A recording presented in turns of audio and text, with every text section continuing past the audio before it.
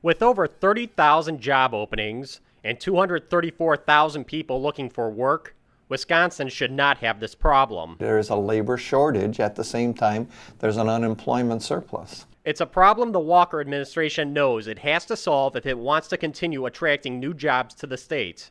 I think literally from day one, as we started to go out and meet with various of these business leaders, they were telling us that, how can we not find welders? How can we not find these other positions that we need? Well, to start with, many workers who come from traditional manufacturing backgrounds simply lack the technical skills required in 21st century operations. A prime example is a company here in Rock County that's looking for welders. And when they do their proficiency test as part of their hiring process, they're finding that 41% of the applicants cannot pass blueprint reading and simple measurement using a tape measure. So what you've got is a skills mismatch. You've got all of these workers that have good, strong work ethic, that have stable work history, but they were not doing anything other than assembling widgets as part of an assembly line. And they, if they had the skills, lost them, or they never had them in the first place. And so you've got these higher demand jobs right now where employers are looking to meet certain quality standards that require more sophistication than what the workforce has. Some of these people are also lacking in basic elementary education and interpersonal skills. There's more work teams. They are work units where you've got to show an ability to understand and interpret blueprints and understand the specifications, where you have to have skills in relationship building so that you can be an effective team member.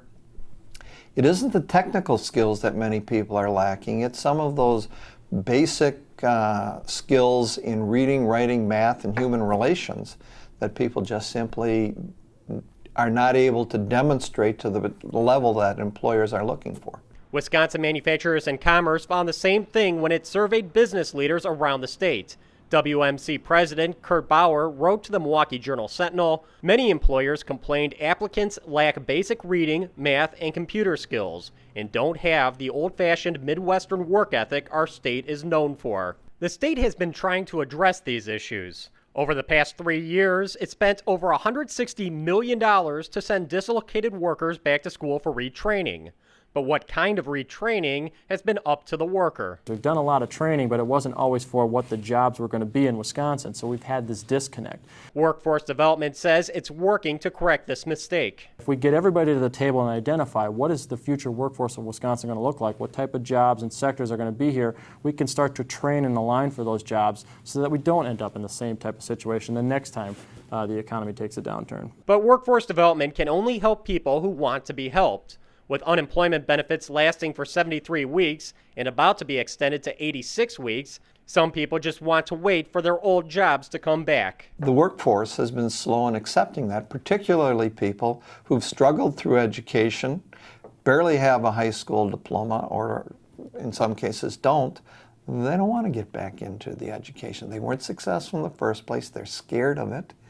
And they go to an institution like a tech college, and that's a pretty big place, and they feel they won't fit in.